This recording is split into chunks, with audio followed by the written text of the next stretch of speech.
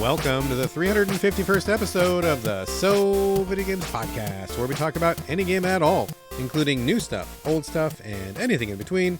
If we are playing it, we'll be talking about it. Today we are recording on August 27th, 2023.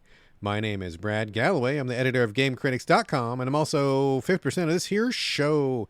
With me is the man whose lips are sealed, Carlos Rodella. Oh, I want to talk about Starfield so bad. But we won't. I will talk about it also later, but not now. And we can announce this, though. We can. A Starfield announcement without talking about Starfield, which is, you and I have already talked about it because we've been playing it. Yes, we had first day impressions, which we recorded. Yeah, like first 4 or 5 hours of playing Literally 5 hours after we downloaded, we talked about it immediately. Yep. And then that's an hour talk. And then we're going to have another one this week. Yes. So special episode coming. So special episode's coming on the day that the embargo drops, which is Thursday, I believe. I think you're correct. I think it's Thursday. So that night, or whatever time the embargo drops, we will have a very special Starfield-focused episode on that day. And we'll still do the regular show like that weekend or whatever. But this is just like a little bonus episode because without saying anything, I feel like we will have a lot to say. Yeah, I mean, it's a massive game. Everyone's like, excited about it, and they want to hear words about it, and we have a lot of words about it. So we do. So look forward to that, folks. There you go. All right. Well, here we are. We are back. Welcome back, Carlos. It's been a little while. How you doing? It's only been a week. I think I'm gone like a week each time. It's not that long. I mean, time is relative. You could have like generations of mayflies coming and going. They could develop mayfly technology that would be risen and then fall back into primitive life again in the time that you're away from the show. It's true. Yeah. So, I mean, it's all relative. There's probably generations that we're missing out on here. Yeah. But you're back. It's been 7 human days-ish, or maybe is it 14 days? Whatever. It doesn't matter. It's been you're days. Back. We got a lot of stuff to talk about, and we need to start off with some housekeeping.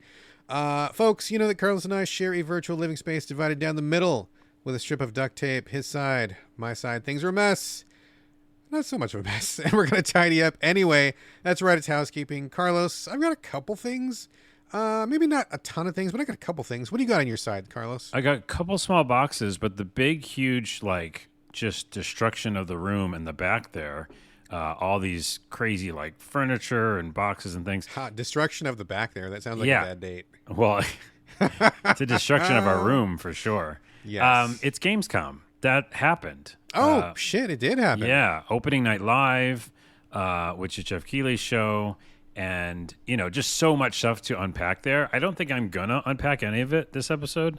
No. There's just actually too much stuff, and I will also say that every time I go to YouTube, because of Gamescom, there's just another direct or something, and I just can't do it anymore. There's just too much stuff. It's too much, and I got a hojillion emails about Gamescom, and I got it, God's honest truth, dude. There was so many, and I was so busy. I'm just anything that had the word Gamescom in it, delete.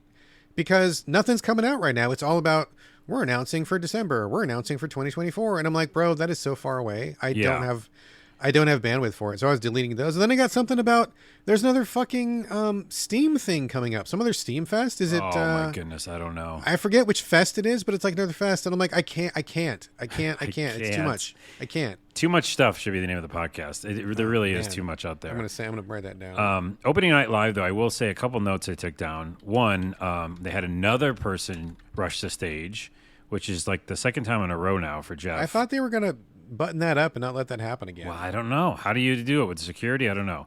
And what's weird is that every time someone rushes the stage, they don't say anything interesting or cool.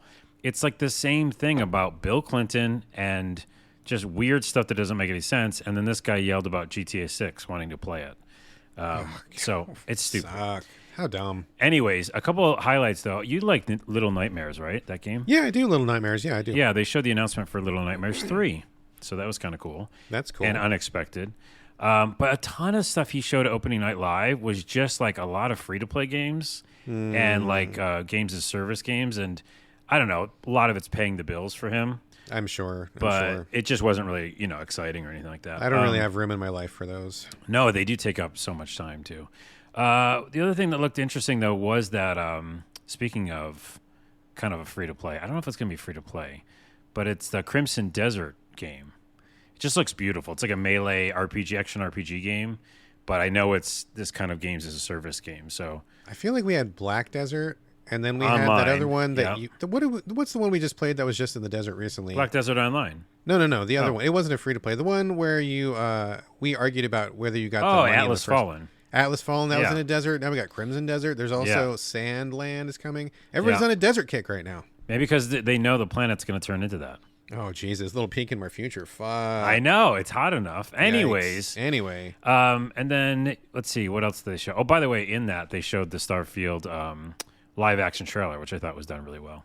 I hate all live action trailers. I think they are a complete waste of time and money. Well, they're just a fake out. They're like, Yeah. here's a vibe, but it's not really the game. Yeah, So, I don't give a shit what your vibe is. I care what it is in the game. And like every time somebody does that, I'm like, I appreciate you giving work to actors, as long as they're complying with the SAG-AFTRA strikes. We're still supporting them.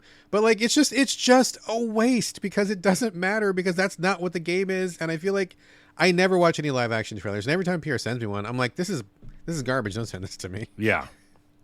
Well, Anyway. anyways, the other couple of things is Marvel Snap on Steam, which I texted you about. Yeah, that's cool. That's kind of cool. Yeah, that's and cool.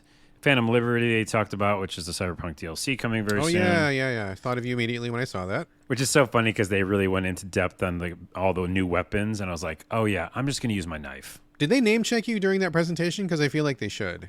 Why? Because I played the game so much? Yeah, because you played the game so much, you talk about it so much. I feel like they should be up there like, hey, They should. we're going to be doing Cyberpunk, and hey, Carlos Rodella, if you're watching, this is for you. Like, I feel like they should call you out a little bit. Here's more content for you because you've already made your own game within We've the tracked game. your play habits, and we know what you've been doing. We need you to play this now, Carlos. Oh, by the way, the first thing. What is the first thing? Let's see how good Brad knows me. No.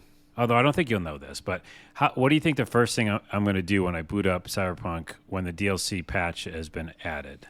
I haven't played Cyberpunk, so I'm a little bit of a disadvantage, but I bet you're probably going to go check on Pan Am. No, I should. That is a good second thing I should do. Oh, okay. What's Sorry, your first Pan Am. thing? First thing I'm going to do, and I do it every single patch, is I go to that major wall and try to get over it. Oh, that fucking Remember? wall. Yes, I remember the wall. And the wall, by the way, every time I get over the wall, which should be a separate podcast because I've done so many things over on the other side of the entire Cyberpunk podcast wall. about trying to get over that wall. Yeah, and I use these cars floating in the air to do it every time, and it works every time. They can't patch me out. By the way, if you all listening, Cyberpunk devs, you can't get me. I'm gonna always get over your wall. But anyways, I just go over there and to see if they've done anything because there's all these unused assets out there. Have we talked about this on the show?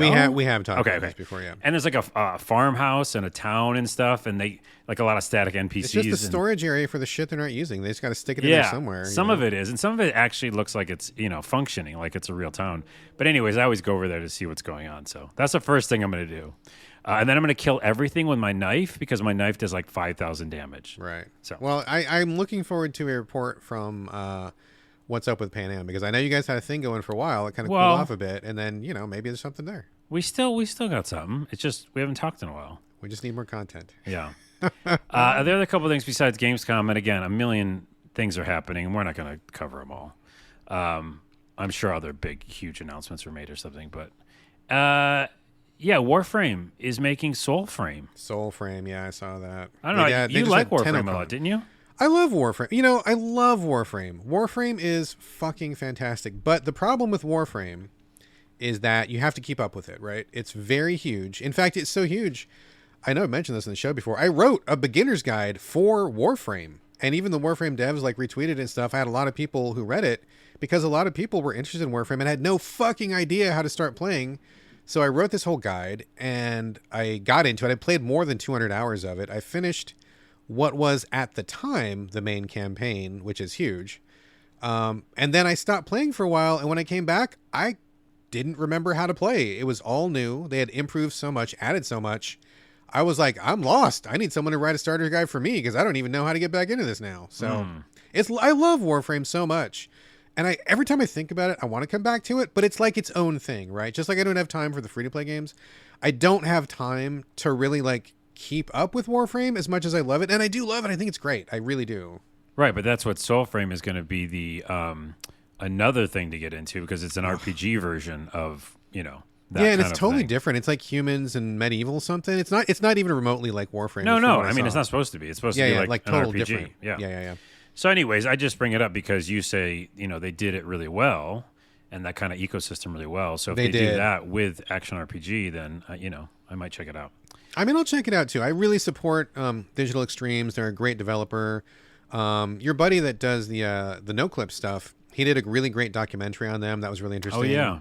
Yeah, and Warframe I think is probably one of the. I mean, I haven't played every free to play game out there, but I've played a lot, and most of them are crap. But I feel like Warframe is probably one of the very few that really does it well. And oh man, I spent so much time in the game. I put so much money into that game just because I was having a great time. My wife got into it. Yeah. My kid got into it. We were doing like these missions together and stuff. And like, oh man, good game. But it's like a job, dude. It's like a job almost. Right. Well, anyways, we won't go through any more stuff and updates. There are things out there. Use the internet. Things It's happened. free. Yeah. Yeah. That's it. What else you got? And that's all you got? Okay, I got some stuff. I think, I had a couple little boxes, but I'm pushing them to the side. Okay, I got a couple things. I want to just circle back really quickly on last week's show. At that time, I brought up both Blasphemous 2 and Black Skylands. Now, if you listen to last week's show, you know I love both these games. Both these games are excellent. They are excellent games. That has not changed. But at the time I recorded last week, I hadn't finished either one of them. And I was like, well, I'll probably finish them by next week. I'll circle back. I'll give them an official So Videogames score, and then we'll just move on with our lives. I am sad to say I did not finish either one. I will. Those are on my short list of games to finish this year. But I just got busy with other things for the show, and I got busy with real work in real life. And so I just haven't had time to go back and finish those. But I do want to reassure everyone, still having a great time with Blasphemous 2. I think it's great, wonderful. I really love Black Skylands too. I think the game is fun as fuck. So both of those are still thumbs up all the way. But I will come back with an official score at some point in the future, hopefully sooner rather than later. All right. The only other thing I have here for the housekeeping is the Logitech Adaptive Esports Rocket League tournament. Their semifinal was on Friday, and it is Sunday, so 2 days ago.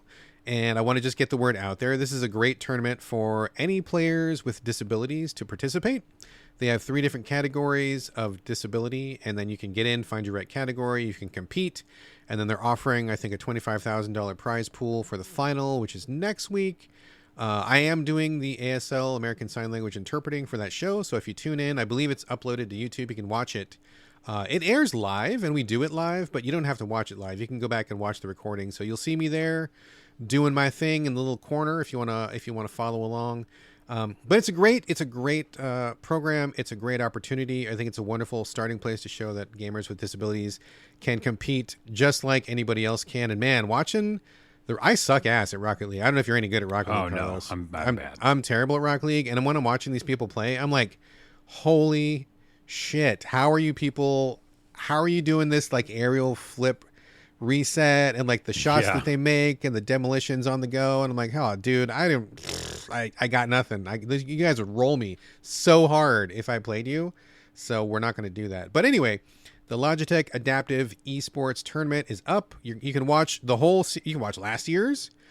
You can watch this year's all the way up to the semifinal. The final is next week. I will be on that show as well. So tune in. You can catch me there. And that's it. Just check it out. And please let your friends know. If you got friends who are interested in disability circles, or if they're disabled themselves, let them know. They can jump in and compete just like anybody else. Cool. Check it out. Good stuff. That's all I've got for housekeeping. Anything else? You're good? Still good? Let's close it up. Let's move on to the main show. So we're going to change things up a little bit. Carlos, we usually kick it to you, but I think because of the number of games we got today, I'm going to start first, if that's all right with you. No, it's not all right with me. Oh, man. Yeah. Okay. Show canceled. Canceled. See you next week, folks. See you next week. See you next week. All right. Talking first about a game that I did mention quickly last week, and I did actually finish this one, called Venba. Venba. I know I mentioned it to you. Did you ever have time to check it out? No, I didn't check it out. And I know it's going to be good, and you're going to say awesome things about it. Okay.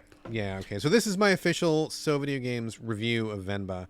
I played it last week. It's on Game Pass for free, quote-unquote free. It's also like on basically every other platform known to man, so you should check it out. It's basically the story of immigrants from India who come to Canada, and they start a family. And that's really what the game is about, right? But it's told in kind of like a semi point and click, semi visual novel, semi kind of cooking minigame sort of a thing. Venba is the name of the mom, and she and her husband are there. They start a family. They have a baby, and it kind of just chronicles their life. Like, what I like about it is, number one, the art style is amazing. The music is also amazing, and I think it's just really a short. I want to say like 90 minutes, maybe 2 hours, depending on how badly you mess up the cooking, but it's pretty easy. So probably like more like a 90-minute thing. They get in and they are really surgical about how they tell their story. Like, they just get in, they give the highlights, they paint the picture. If you are, I mean, you don't have to be an immigrant to understand the themes that are going on here. I bet it'll help if you have like family who are from another country, or if you're like a first generation person yourself, or maybe your mom and dad have different traditions than you do.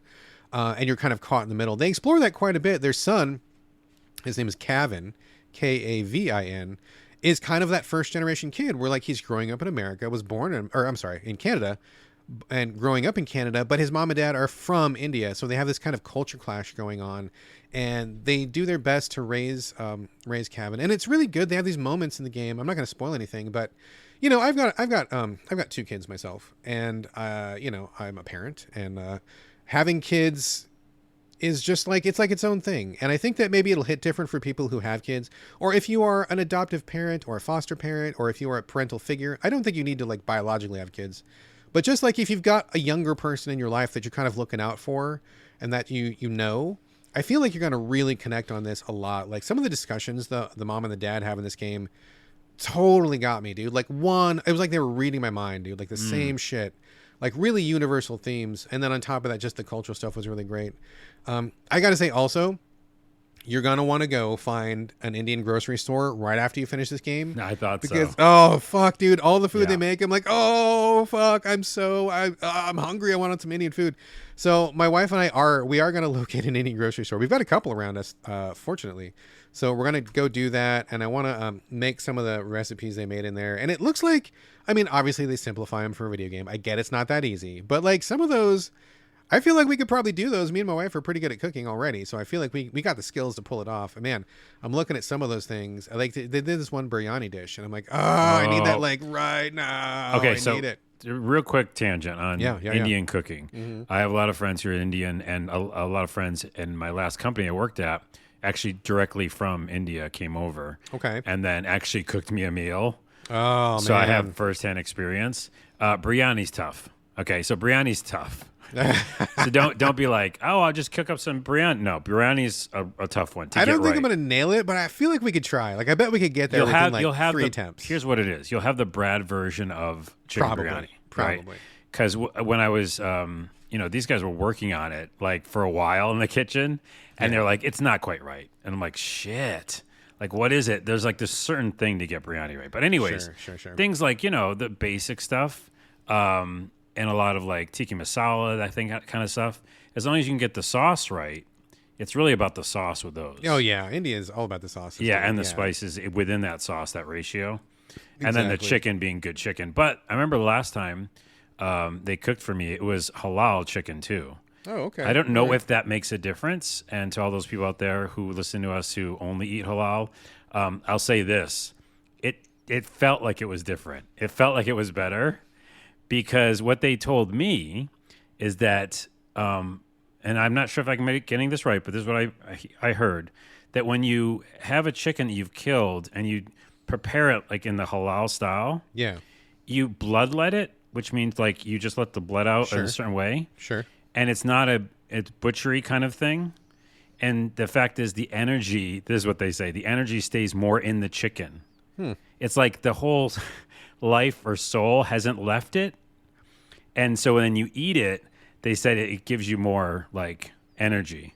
Interesting. I don't know anything about, I mean, I know what halal is. Like, I mean, where I live in Seattle, we have tons of Muslim people around. And when you go to the grocery store, they have like an entire halal section. Mm-hmm. So I know about it. I mean, roughly, but like, I'm not an expert. So I don't know like the details of it. That sounds interesting. But yeah, that's the kind of info I got in that one day. And anyways, long tangent over.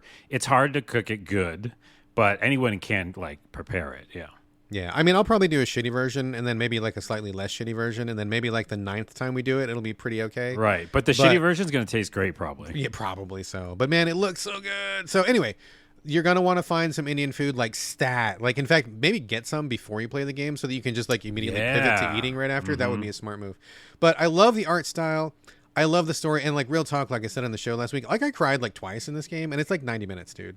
My wife was in fucking tears when I came around the corner and saw her playing this. And I was like, oh my God, what's going on? And she's like, I'm playing this fucking game. Oh. And she was busted up. I was busted up. Like, you may not cry if you don't have kids or anything. I like I said, it probably hits different if you got kids. But even so, you will feel the story of these people. You will feel what they go through. It's human emotion. It's human issues. It's relatable. Yeah. And you don't have to be an Indian person. You don't have to be an immigrant. These are just like human stories. It was kick ass, dude. I love this game. It was so great. And I loved especially that they got in, told the story, got out, did what they needed to do, really effective with their time, like surgical, like I said. I feel overall, I give this the official So Video Games 8.5. I thought it was wonderful. Nice. I had a great time with it. That's great. Yeah. And Great I do stuff. like that it is representative of Indian culture. You know, like you said, you don't have to be, but it's great to see more of it. Absolutely. Absolutely. And then secondly, I don't have a family, so it's not going to hit the same for me at all. And I can recognize what you probably got from it because of that. So, but I'll go for just like the, emotional stuff. Oh yeah, and 90 minutes, dude. Like it's so worth it. That's like such a low bar to clear for so many games we play. It's absolutely worth it. So I'm downloading it right after this. 8.5. Wonderful. I loved it. Venba, let's do more of this stuff. I would love it. Asterisk to that. If you happen to be in San Francisco and you're listening to our podcast, you are in for a treat because you can listen to this review, buy the game, get excited, like Brad said, for Indian food afterwards, and then in San Francisco, go to a place called Little Deli. It is hands down the best place in all of San Francisco for Indian food. Whoa, okay. Bonus content. It's one of my favorite Indian foods that I've ever had ever. And I've been all over the world. Well, a lot of chunks of the world. Many chunks of the world. I haven't been to India, so I can't, But so there may be better Indian food in India. We must entertain the possibility. In India, yeah. Very possible. Okay. Excellent. So Venba, great stuff. Everybody, please check it out. And yeah, like Carlos said, I love seeing their story, the Indian aspect of this. I would love to see more stories that are not centered around America or Canada or white people. There's a million stories out there that we can tell, and I am open to them. So bring them. Let me do one more real quick, and I'll turn it over to you, Carlos. Quickie here. It's a game called Save Koch, I guess. Koch. I never know how to pronounce that word. Oh yeah, I see it in the store, and I didn't know what it was. Yeah, it's a really interesting thing. I feel like it probably comes from Eastern European developers because it's got that vibe to it. If you know, you know. Eastern European developers have a very specific vibe to them. It's kind of like this like black humor, cynical, nihilistic sort of a vibe, which I guess is probably representative of the culture and the political scene they come from. I could be wrong, but I would probably bet money that it's from that part of the world. You look it up. Keep looking up. This is a really interesting one. So basically, it's kind of like a point and click, and it's also kind of like a clicker. You play so everybody in this world is like anthropomorphized, which means it's people, but they look like animals, except one person who's like a straight up human, and I don't know why. That was really inconsistent and weird to me. I'm not sure why that happened, but everybody is an animal person, like a half pig, half human. There's a dog person. There's a horse person. I guess there might be some other, a duck maybe. I can't remember if there's a duck. And then one human who's an alcoholic. Maybe that's got something to do with it. And your person is this pig person. So basically, you are, I don't know, the head of like this illegal organization, and someone's come and kill you. So your bodyguard takes you away to a safe location. It's like a safe room, and you're locked inside the safe room. And what you have in front of you is a bunch of TV screens and a telephone and like one other thing. And also like one of those boards that's got the red strings on it, like the clue board for any detective show, where the red strings connect to everything. So basically you're in this room and you're calling the shots. Now let me back up for a second. They don't explain basically anything in this game, and I feel like that really hurts it a lot, because you start off and it's like, who am I? What's going on? Who's good and who's bad? What's happening? You don't know the relationship of like who you are or to who the people talking to you are. In fact, when the game started, I thought I was getting kidnapped by bad guys, but actually no, it was my own bodyguard saving my life. And it took me a while to figure out that's what actually happened. Right? So like they need to explain who you are, what your relationship is to people, what your relationship is to the city, et cetera, et cetera. You don't know anything about anything, and you're asked immediately to start making choices about who do you trust, what should you do, where should you send people, because the gameplay is you're inside your safe room, you're looking at a map, and then these little situations will pop up on the map. And this is kind of like a point and click / clicker game where it'll be like, somebody was killed in block A. You need to investigate and find out if it was related to your person. And then it'll be, at the same time, it'll be like, bank robbery in section B. Do we stop it or do we swoop in and help them, or what do we do? And so you have like 4 operatives, and you can choose. You've got like, your bodyguard person, you've got a torturer, you've got a thief, you've got a whatever. You have different people you can choose, and you send them hoping that the person you send's skills will be correct for the situation that you are sending them to. So for example, if you are doing surveillance on somebody, hey, there's somebody in the park, we need to surveil them. You want to send somebody who's sneaky. That way they will be successful at doing surveillance. If you send the torture guy, he's just like a bull in a china shop. He'll just, run up and the report comes back and it just says failure. So you don't really see it happening. You dispatch a guy, you wait for a few minutes, the report comes back and it's like success or failure. So you're kind of just like managing that kind of thing, which I think is fine. Like, I think the gameplay is okay, but like, I just don't know what the fuck is going on, and I don't know who anybody is. And the underlying theme to all of this is that there's supposedly like a mole in your organization and you're supposed to figure out who it is. But I don't know anything. How are you supposed to figure out who the mole is when you don't have any information whatsoever? The more missions you do, sometimes little clues will be filled on each person. You can look at their profile and it'll be like, oh, the horse guy has failed you 3 times. Is he the mole and he's intentionally sabotaging you, or is he just a fuck up? I don't know, and like, you don't really get anything concrete. And so I just feel like the developers know what's going on in this game and they just don't really bother to share any of that with you, which is a shame, because I think this premise is pretty cool. I think the way that you play the game is pretty cool. I was into the idea of being like this guy in the safe house and you're kind of the big boss dispatching guys. That's pretty cool. But you just don't know anything, and there's no way to know, which is really a problem. I mean, the whole premise of this game is to know your people, figure out who's a mole, and you can't do that if you don't have information. The other part that is a big problem to this game is that sometimes you have nothing to do but wait while the missions are being completed, and that's fucking boring, dude. Like, you've got everybody dispatched, everybody's on a job, and you just gotta wait. And sometimes you're waiting as long as like a literal real-time 4 minutes between things that you can do. And so you're just sitting there staring at the screen, like like nothing. I feel like they should give you something to do in that downtime, or just make the missions quicker. Because there's way too much just waiting around. Like 4 minutes goes by, you click on something. 3 minutes goes by, click on something. 4 minutes goes by, click on something. Like, you're wasting your time, right? You're way more time waiting than playing. To that point, real quick, the first game is called Song of Farka. The developers are called Wooden Monkeys. And it's a detective game as well. Mm-hmm. And it shows the character playing a video game in like downtime. Okay, so that makes sense. Like a little mobile game or something. Yeah. So did you find out where they're from? Are they from? No, it doesn't say. It just Wooden Monkeys. It says a collective of people. Sure. A small team though. But yeah, I don't know. I feel like that's maybe their thing is like detective games. Maybe they did the first one better for the downtime. I don't know. It sucks because I like when you're taking in the whole picture of what Save Koch is, I'm like, this is cool. It's a good idea. I think it goes in the right direction. And I think I'm not crazy about the animal people, but that's just my personal preference. But I think overall, this is like a winning concept, but like they just don't execute. Like, you've got to explain, you've got to establish relationships, you've got to give people a chance to get to know who people are. It's just like, it's like I feel like this is half done and it's not quite there yet. And so it fails ultimately, but I really feel bad about it because I feel like they got so much that's heading in the right direction. It just needs to go for like another 6 months, another year, and then we'd really have something pretty good on our hands. So, all right, well, check out the developers either way. It seems like they're working on some cool stuff. But yeah, for sure. So, all right, Carlos, over to you for Fort Solis. This is a very interesting one. I'm very, very curious to hear your take on this. Why don't you give us the capsule and share your thoughts? Yeah, we're both going to talk on this. We will. So we, behind the curtain, have been playing this for a while.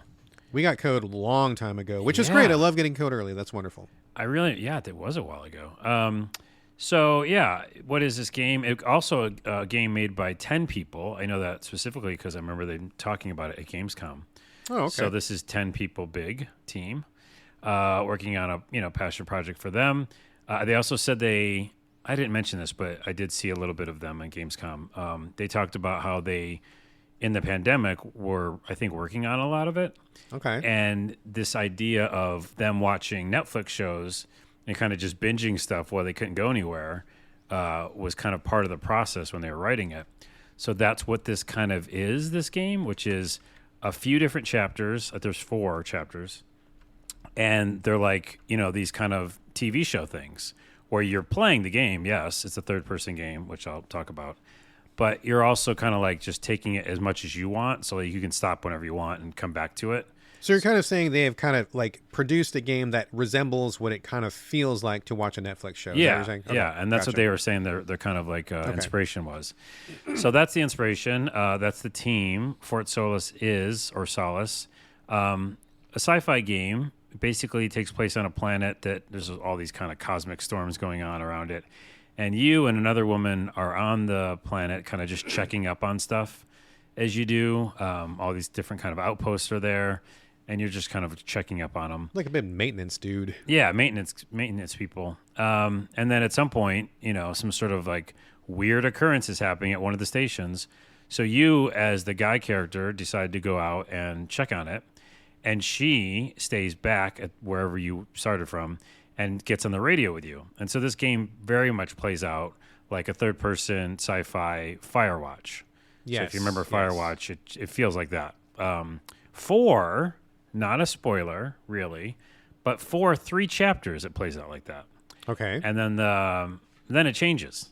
Okay. So I won't spoil it, but something else changes. So Okay. for a while of the game, a good chunk, because this only has 4 chapters, it's that thing where you're kind of exploring and doing things and then hearing her talk back to you.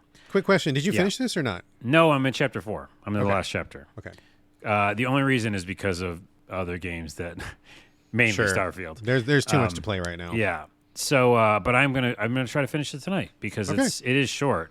Fill me in. Fill me But in. in general, yeah, you play as this guy who's going to check on a space station. You're third person.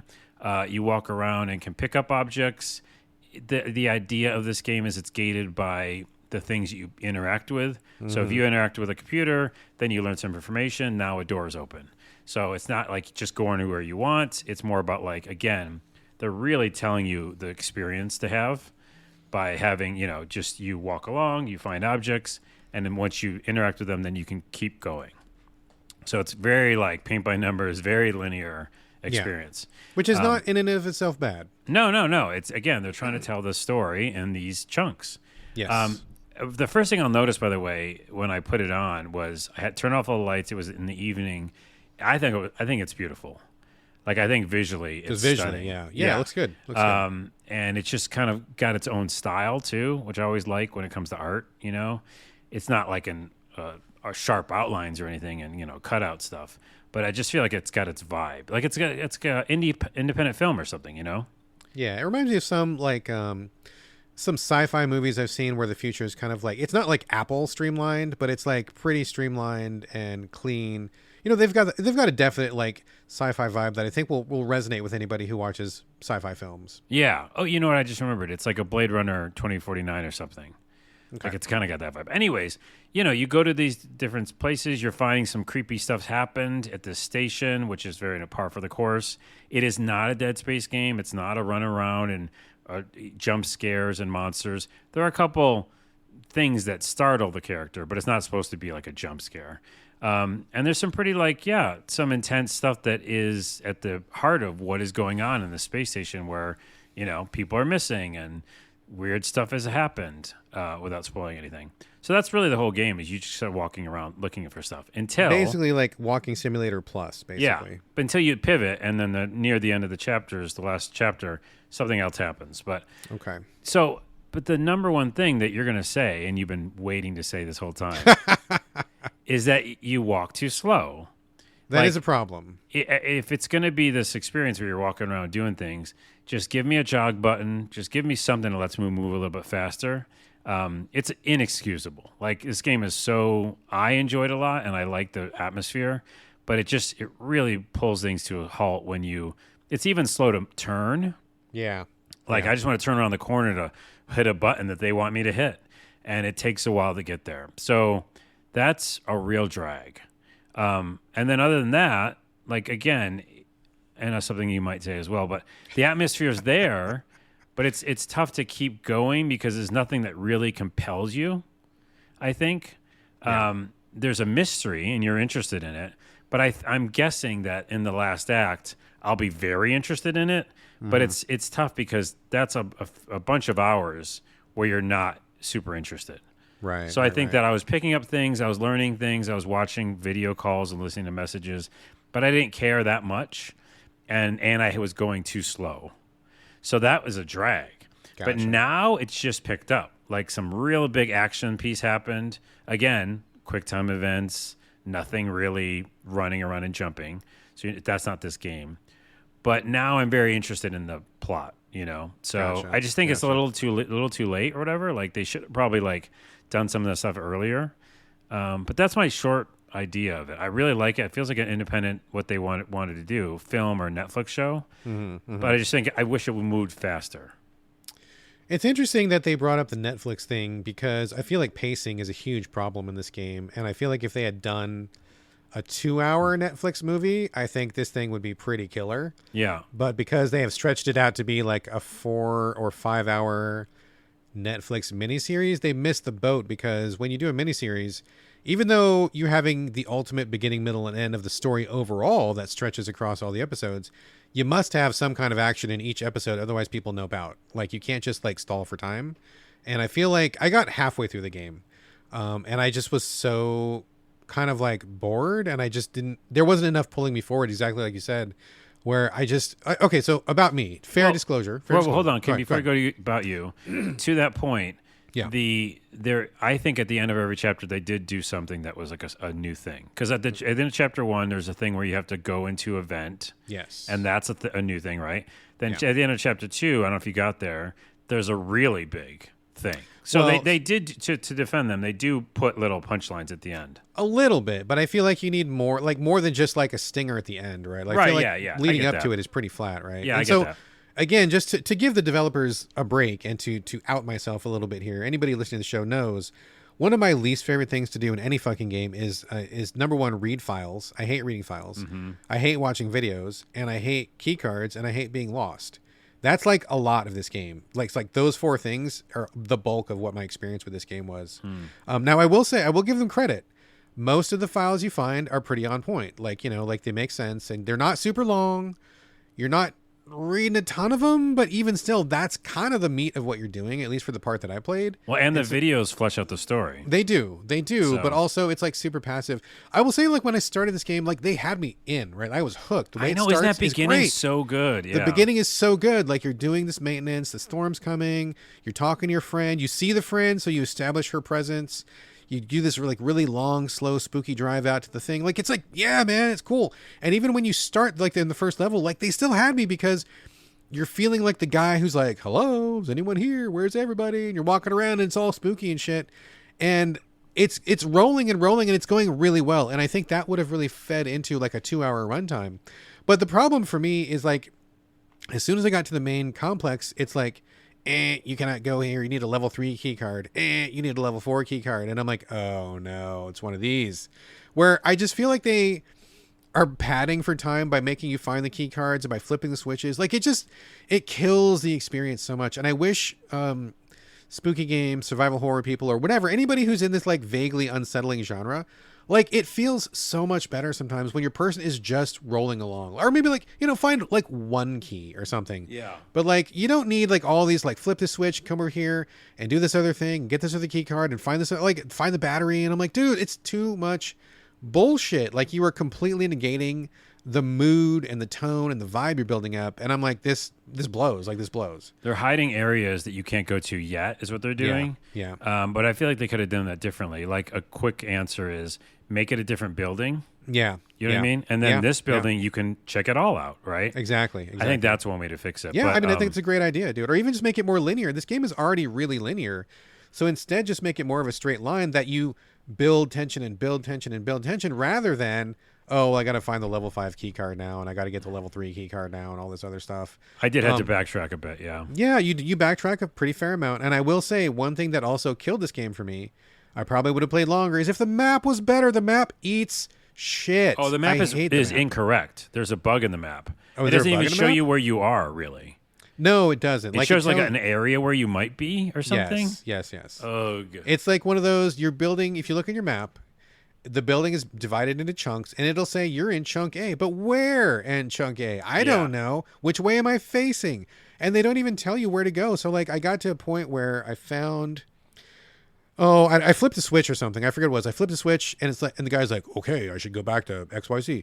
I had no fucking clue where it was, dude. I had no idea where to go. And I'm like, okay, well, hopefully it's close by. And I started checking doors, and everything was locked. And I'm like, I got literally no idea where to go. I don't know where I am.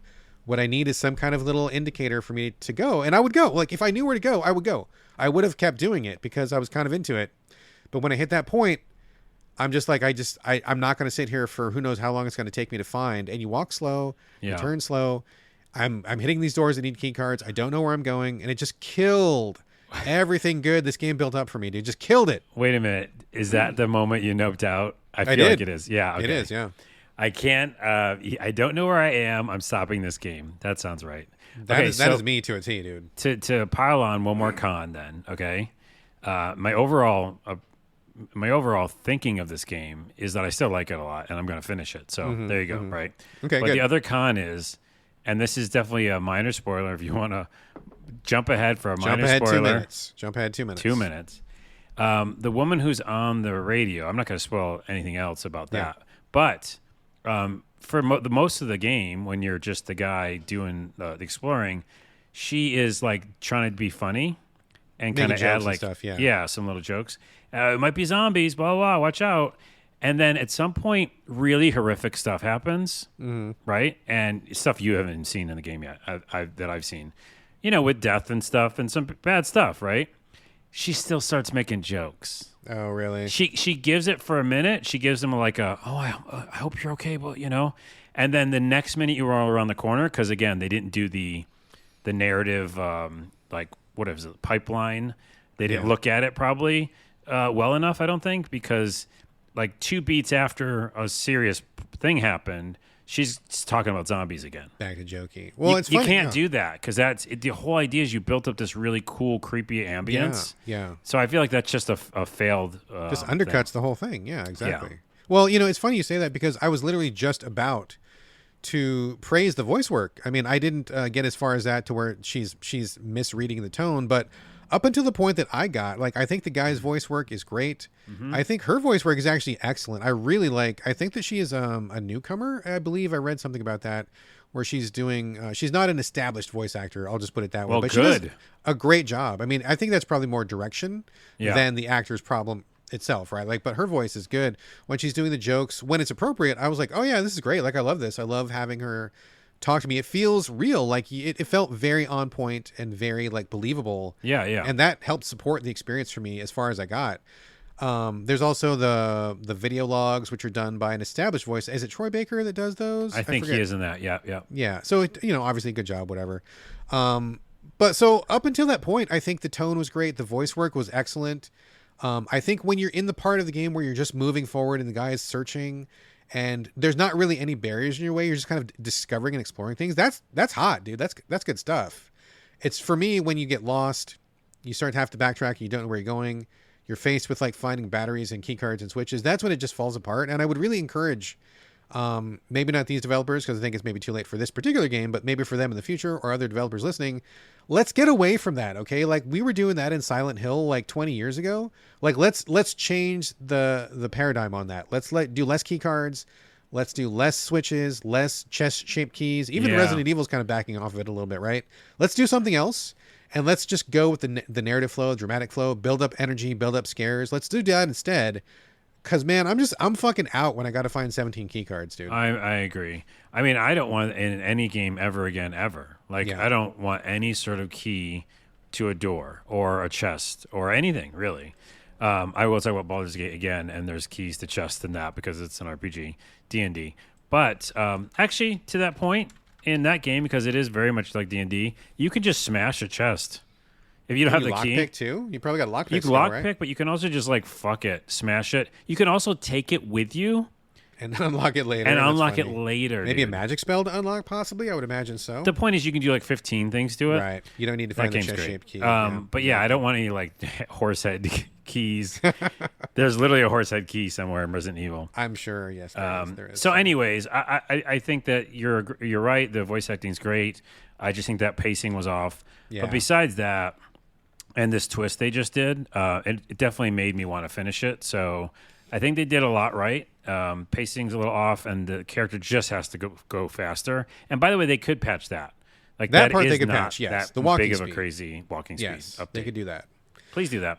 Please do that. Well, tell me when you finish it. I'm not going to play because I've got too many other things to play. But like, I am kind of curious how it shakes down. So when you finish it, like DM me or something and tell me how it finishes because I'm curious to see what the resolution was. So yeah, okay, all right. Up next is I guess it's a big game that people are talking about right now. I don't know. I guess I'm not sure what the vibe is on this, but Armored Core 6 Fires of Rubicon just came out from Software, the makers of Elden Ring, Dark Souls, Bloodborne, Sekiro, all the greatest hits that you know and love. I feel like this is going to be a pretty big departure for many people. Just to give a little bit of a background before we launch into this, and Carlos, I'll let you lead off if you want. Armored Core has been around for a long time. The original Armored Core came out in 1997 for the PlayStation. Original PlayStation 1. That's when it came out. That's how long it's been around. I played that game back then. I reviewed that game back then. That's how old I am. So I have played literally every Armored Core game that has ever come out to America. And for a long time, people had no idea who From Software was. They didn't know what Armored Core was. It's like everybody thinks that they sprang into being with Dark Souls and they're just like this wonderful developer out of nowhere. No, man. They were working away in the salt mines for decades before people recognized them. They had all sorts of IPs, all sorts of series before Dark Souls. That was their big breakthrough, certainly. But before Souls, Armored Core was their bread and butter. That was the biggest hit they had. And we were big fans of it at Game Critics. I, played and finished almost every... I played every one, and I finished almost every single one. So I'm definitely well-versed on the Armored Core stuff. So this came out, and I'm guessing that this is going to be a lot of people's first experience with Armored Core. I bet there's a lot of people who had no idea Armored Core existed. They don't know From's history, which is fine. I bet people are going to be maybe surprised, maybe caught off guard by what this is, because it's a very different thing than Souls, than Elden Ring, and so forth and so on. It's its own thing. But to be fair, Armored Core was a thing before Souls was ever invented. So Armored Core came first. So we're going to talk about this. I played it. Carlos played it. Carlos, do you want to lead off here? Yeah, like you said, I remember playing the first one on PlayStation 1. You are that old also. Yeah, and I was like, oh, that's cool. I didn't finish it, but I thought it was interesting. And, we don't talk about on this show, or I don't know of any shows that talk about a lot of mech games, right? Because there just isn't that many. There's not that many. Yeah, and also third-person mech, and also action-y, and also the idea of upgrading your mech. As a single player game. The tinkering and stuff, the assembly. Assembly and stuff. All that seems very interesting to me, and I've played a bunch of those types of games. So that's why, to answer your question in text, why did you get this game, Carlos? Is because two reasons. One, I remember liking it back in the day. I remember liking mech games. And again, like I just described, if I can get one where I can tinker with it and do all these upgrades and really kind of grind a little bit, that seems fun to me. Like, it still seems fun to me, that concept. And then in a bunch of interviews, so this is on them, some people from FromSoft and other people who were like interviewing them, it came across that this was going to be such a departure from Souls, which it is. It is. And it's just in its, I guess, style and, genre and the way it plays, right? It's an action-y game. Yeah. But they made it sound like it wouldn't also be the big boss thing either. They made it sound like it was going to be this, not open world, but this, these huge landscapes where you can go and explore and upgrade your mech and get better and take out enemies. So they really kind of like did me a disservice by saying it wasn't like really, really hard like the other games. Yes. And they're fucking wrong, because the very first boss, which is maybe not even 30 minutes into the game, Less than it's like 10 minutes. it's into in the the game, the maybe. beginning area. There's a boss, and it's really difficult, and I haven't beaten it yet, which is very similar to Wolong, Yep. where I just left the game. So I don't want to leave the game yet, and maybe you'll convince me not to. You already gave me a strap for that boss, and I'll try it. Yeah. But yeah, and we can talk about how it plays out, but that's why I got it. And so I feel like kind of, slighted, or what, I don't know, just bad about like Taking advantage of me. from what I read and heard. But yeah, what it is, third person actiony game, very much about dodging, right? And Yep. going all around the screen, jump up in the air. You're like vertical. There's a lot of verticality. The only thing is, in my opinion, so far in the early game, it seems tough to stay in the air, because there's a lot of that kind of like battery and energy bullshit. Yeah. So I felt like on the ground, I feel badass. But the minute I get in the sky in the very beginning game, I don't feel good. I feel like I've got to manage a lot, Yeah. Maybe that's on my playability of it, but No, I think that's fair. I think that's totally fair. it just feels like you kind of drop into the ground a bunch. So yeah, I like parts of this and how it plays. Again, I like the concept of upgrading my stuff. I can't upgrade anything yet because they don't let you until you beat the first boss, which is 20 minutes in, which is really hard. Which I think is just terrible, terrible pacing. Yes. But on paper, I like the concept. And the other con I'll say, and let you take over, is that, almost, I won't say in FromSoft fashion, because Elden Ring is, I think every part of it is beautiful and awesome. But in this game and in earlier Armored Core games, I'll say, and games like Earth Defense Force and stuff, Yeah. the actual landscape feels throwaway. Yes. Like it feels so like pixels, and I'm like, I don't feel like that belongs in this game. This is one of my biggest cons.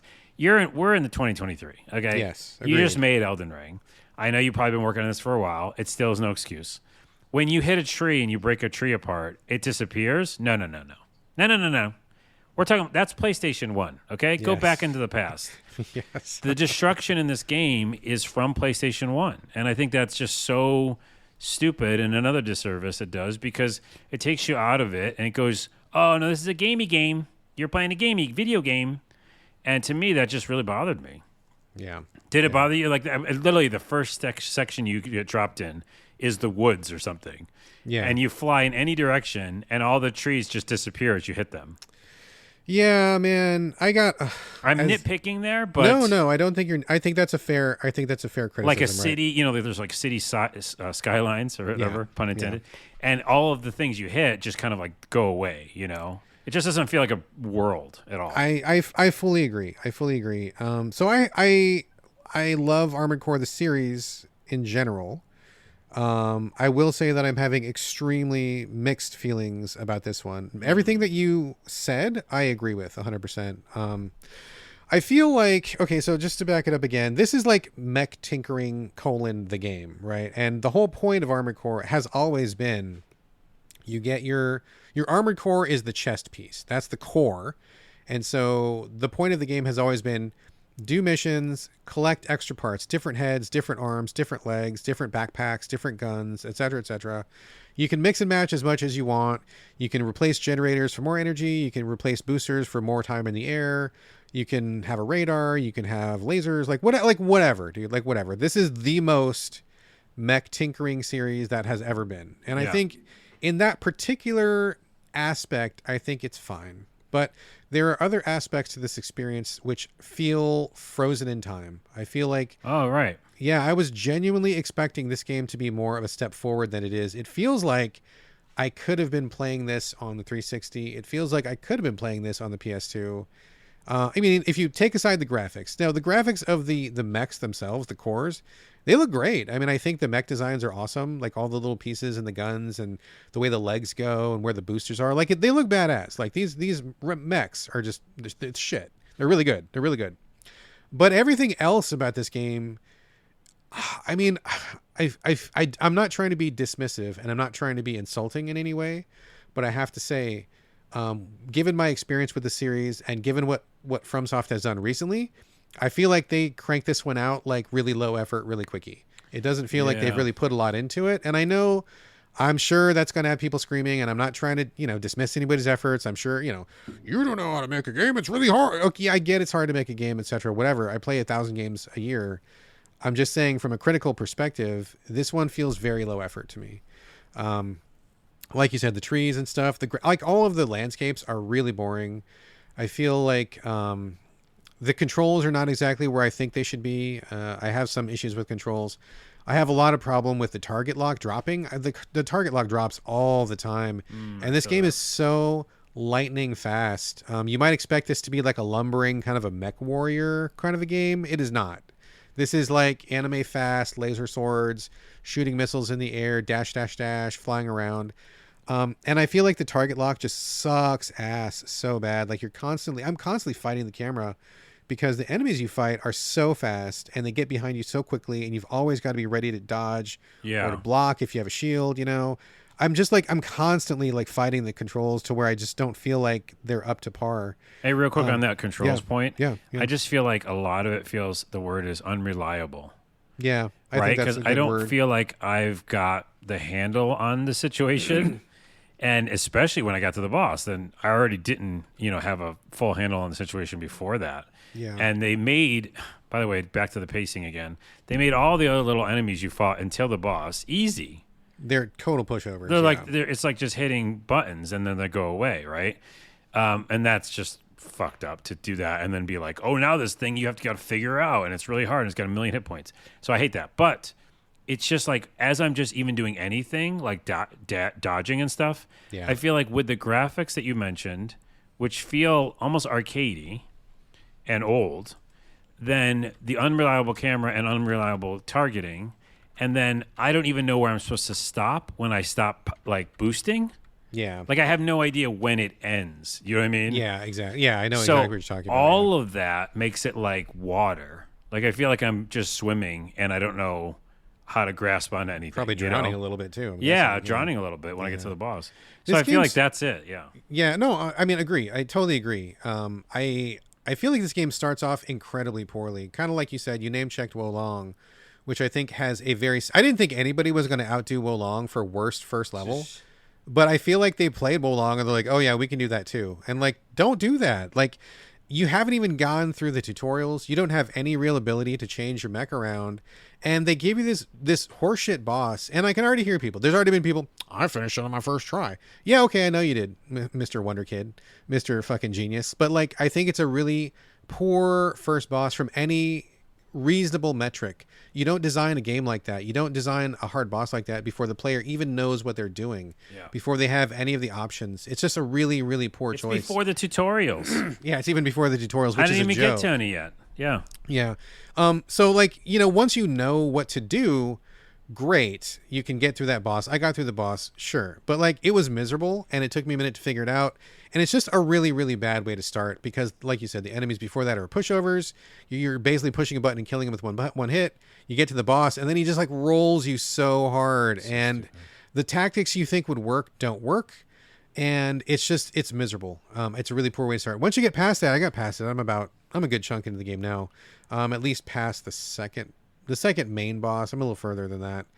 I just keep having the same problems. Like, I just feel like the difficulty spikes are wild. And I understand that the point of this game is you get to something you can't beat. You need to go back to your garage. You need to disassemble your mech and make something that will get past it. For example, if you're getting hammered with a lot of missiles, then maybe make something that's faster so you can dodge the missiles.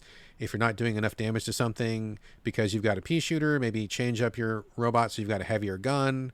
I get it. I get that. But there are so many spikes that just feel really mean-spirited and unfair, especially in today's environment when they were pulling that shit back on the PlayStation, like it was uncharted territory. Like they were kind of doing what they thought. There was no way to patch after you released the game. They were doing their best and they were just experimenting. I get it. But now it's like, there's no real excuse for that anymore. And I just don't see that as a valid way to like really design a game, especially for this game's going to be so many people's first experience with Armored Core. Like they're not really communicating effectively what a person needs to do. And it sucks because there's like the Souls fringe, right? Like the people who are great at Bloodborne, the people who had no problem Sekiro, those people are in my feed saying this game is super easy, I love it, it's amazing. But when you go to look at comments from other people, they're like, this game is fucking hard, I don't understand it, it's really frustrating, I hate FromSoft. Like there's clearly a large percentage of people who needed a little bit more onboarding to get in on this game. And FromSoft is just simply like shrugging their shoulders and being like, oh well, too bad, so sad for you, right? Which is, it's just not a good way to approach your customers. I really don't like, I hate the radar. I think it needs to do a better job of locking on and staying locked on. I hate the general radar of this game. I mean, maybe in previous Armored Cores, you could buy different radar attachments, which gave you a better map that you could look at. So if that's what's going on, great. But they need to hurry up and give me that radar, because I feel like I'm constantly flying through levels blind and guys are like sneaking up behind me and I'm not getting a good situational awareness, which sucks. And I fucking hate the UI. I think the UI is awful in this game. It's like, to know how much ammo I have left on which weapon's on cooldown, you know, like the timing of certain things. I feel like it's miserable UI. I do not like it at all. I wish it was more visible. And I'm hoping, again, like previous Armored Cores, where if you change certain parts, it would change your UI, which I think is cool. Yeah. I need those options like immediately, and I don't know if that's even an option. I'm hoping it is, but I don't know that it is. So in my current status of shit UI, shit lock-on, shit radar, and these difficulty spikes, I'm feeling frustrated because I feel like we are trapped where Armored Core was last generation before, and I feel like they just haven't really moved it forward. Yeah. And it's disappointing. Right? And I feel like maybe this is the break for them. They just did Elden Ring. I'm sure that's going to go down in history as one of the most impressive open world RPGs ever, and rightfully so. I mean, everybody recognizes the greatness that Elden Ring has. I'm not disputing that. But this feels like okay, we're going to just do something pretty easy and quick. We're going to just kick this out real fast, and we're not going to really put that much into it, because this feels basically for more or less like every other Armored Core, and I was really ready for that series to move forward. I will also say the story is as miserable throwaway nonsense as it ever has been. I was really hoping for more of a human factor, like a face to your pilot, a face to the people you're talking to. All you get are these little text logs. The missions are throwaway, so you don't really get a sense of who's who. You're like this mercenary between corporations, and I can't even tell who's who. I don't remember which guy is doing what and what their motivations are or whatever. It doesn't really matter. And also, I was hoping for branching storylines. You know, if you're a mercenary and you support Company A, that means Company B has taken a loss because you helped Company A win. But you can do all the missions. It doesn't really matter which one you do. Like, there's no branching of like, well, I chose Mission A, that means Mission B is shut off. As far as I can tell so far, that hasn't happened. It has been in previous Armored Cores. I guess they took it out, or maybe it's coming up later. Who knows? But I just don't feel in any way involved in the world or the story, and I feel like that's a missing opportunity. Like the Armored Core stuff, the robots itself is fine. I think it's great. It's what we've seen before, and I think it works. But I want more. I want a better world. I want more immersion in the story. I want to give a shit about what I'm doing. I will also say that, getting back to mechanics, I don't know if you noticed this, Carlos, maybe not, but many of the levels have bullshit like limits to them, like walls around them. That's the first thing I did is I went to Twitter and put up a video of invisible walls in 2023. Yeah, in the very first level, you're fighting this the helicopters, the very first boss that you're stuck at. That there is a very small limit to that area. You hit this like energy invisible wall that you can't go past, and the helicopter can go past it. The helicopter can go outside the area limit, and it shoots at you from outside the area. You can't get it. Yeah. I'm like, that is terrible design. I was also just in a level this morning where I didn't know where to go. There was no map marker. So I'm jetting around, and I flew outside the boundary, and I got stuck outside the boundary, and I couldn't get back in. And I'm like, what bullshit is this, dude? In a game like there's so many games that are huge, giant open worlds. I can imagine if I'm at the very end of the world, like as far as the developers could push it. Okay, I get that, right? Like you hit the Pacific Ocean, there's nothing out there but water. I get it. But like, I'm literally just dropped into the level. I take a left turn, and all of a sudden I'm outside the boundary, and I'm stuck, and I die. Like that's horseshit. A, I want that video for my TikTok. Yes. But B, I mean, the very first stage is the very first moment you get dropped down. If you just go backwards, that's what I do in every game, by the way. I always go the opposite way. Yeah. And there's invisible wall right there. So it's like, here's one of my final statements, is it's just from the past. Yeah, it Like just feels very dated. We've both been saying that. It just doesn't Yeah. feel like a new game. And that could be okay back then. This would have been like a killer 360 game, right? For sure, for sure. And people are like, "Whoa, have you seen their new Armored Core? It's cool." Yeah, and it's too hard though at the beginning. They still would have said that. And then I think that pacing. But check this out. When you were talking about like you wanted more about the people, Yeah. this is just a dream, but I for some reason thought because they had made Elden Ring, because they're in this next generation of developing games, that we could have a character, like a character creator. That would be fine. I would Wouldn't that welcome be amazing? That and would then be great. that character can rock around for a little while, maybe do a couple basic ass shit, maybe even Oh, grind a man. bit, You and know, then jump into the fucking mech. It's funny you say that, dude, because there is a game on the Switch. I think it also got ported later, but it was originally Switch. It was made by some of the Armored Core team. Oh, I'm blanking on the name, but it was exactly that. You had a character. Well, now I want it immediately. You had a character. You got out of your mech. You walked around. You did some shit. And in fact, I think there was even some combat with your person, if I remember correctly. Oh my but goodness! you walk around and talk to people, and then when it was time to go on a mission, you go back and get your mech, and you still had like the mech construction, just like you did in Armored Core. See, that to me is like at least a step forward. They did it on the Switch. I can't remember what it's called. I'll look it up. Look it up because I'll look it up. I'll mention it next show. Because that's exactly it. Like if they do that, then that's evolving this game. But without it, it's just like an arcade game. I don't know. Oh, here it is. It's Demon Ex Machina. That's what it was. Okay, I'm gonna go get it. Demon Ex Machina is exactly that, where you walk out, you've got a character, you've got more story, you've got the Armored Core pieces. It's got at least one of the Armored Core team, and other. Yeah, I mean, in fact, I bought it, and I went to go back and play it, and I forgot. But now I think I may go back and play that now. I'm just frustrated. It feels like Armored Core 6 is outdated. It feels like they haven't kept up with it. They didn't push it forward the way that they pushed Elden Ring forward, and I get that. Not every game is Elden Ring, and that takes a lot of effort, and it was a years long. I get it. I get it. But even so, this doesn't feel like very much advanced past the last one we got, and that didn't feel like much past the one before that and the one before that. I feel like Armored Core is a little bit stuck where it's at, and I need to give it a little kick to move it forward. So, Well, and let's just say that Armored Core 6 review, not official review, not but official review, yeah. preview that we're doing is really a message about Daemon Ex Machina, because this looks fucking awesome. Yeah, check that out, dude. Yeah. Marvelous Incorporated. I've never heard of them.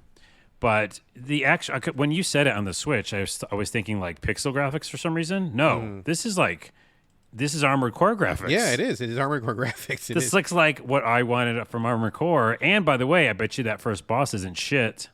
Oh no, I played a couple levels of it. I didn't finish it, and I meant to go back to it, but I played a few. It's got a much better difficulty curve, much more of a tutorial, and like having the human stuff is pretty cool as well. So yeah, check that one. I think that is more of what you want after. That's playing what I Armored Core. wanted from this game. Okay, and I'll be very interested to see if I can get out of my ship. That'd be awesome.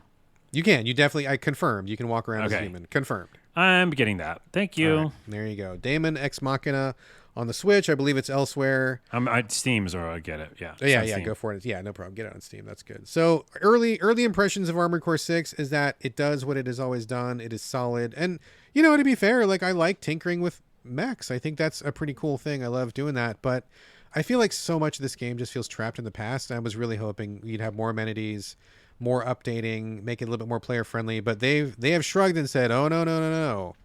We're doing this our way. Yeah. You're either in or you're out, and we don't care if you're out. And that's kind of how it feels right now, which is not a great feeling. So yeah. I'll circle back. I'm going to keep playing it, but we'll see. So far, kind of middling on it. So anyway, let's see right here. Carlos, talk to me about Immortals of Aveum. Aveum? What are we saying? Yeah, I think we'll do Aveum. Aveum. Let's do Aveum. Yeah, this is a game that is a great, relaxing game that a bunch of people on YouTube and everywhere in the world is saying, like, what went wrong? That bullshit stuff. The thumbnail is what went wrong. Okay. I hate that stuff because it's all clickbait because, games are a mixed bag. Sometimes they're just terrible, and they failed everything. Yeah. But lots of times those clickbait titles, like with this game, I'll tell you why right now, are bullshit and they're clickbait because there's a bunch of stuff that's awesome about this game. And again, games always come down to expectation.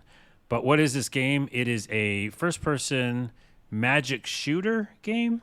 Some of the people worked on Call of Duty worked on it, but also some people from Telltale, I think, worked on some of the writing. Whoa! I didn't predict that combination. Combination is weird. It also is basically a first-person shooter game with magic that's like a Marvel movie. So if you're in the mood for basically a popcorn, get a bunch of popcorn, watch a movie, just chill out, don't think. That's what this is. That's what this game is. Okay. Okay. And like Skill Up on YouTube and a bunch of other people have said in their review, like that's really helpful right now because a ton of games are taking a lot of our mind share.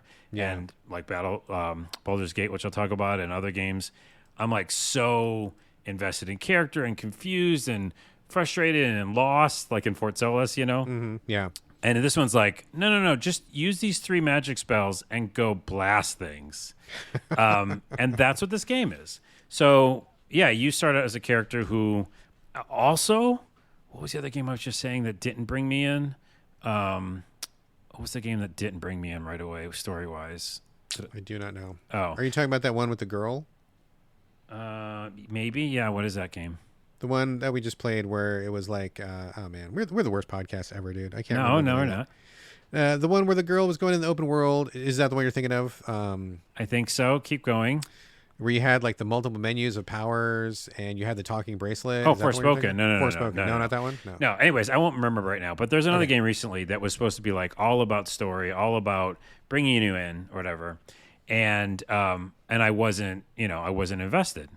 But in Immortals, I feel like they did their investment really easily and quickly because you play as a character who's in the lower part of the city, which is the more poor section, and there's like the fancy rich people are above, and so you're already kind of like picking sides. You have a vibe of like, oh, those people don't know what we're going through, so you're kind of already on board there. Then a big, huge destruction, bad thing happens, so you immediately feel for the character, and you're already down on your luck, and now you feel really bad. And then you're thrown into the action, fighting things. So I feel like they do a pretty good job, reverse of what we said earlier, for some other games of pacing. I felt like I was just right away, Okay. Like I invested in the character, I'm invested with the combat. And then you learn that you have all these abilities, which is basically you can control green, red, and blue magic.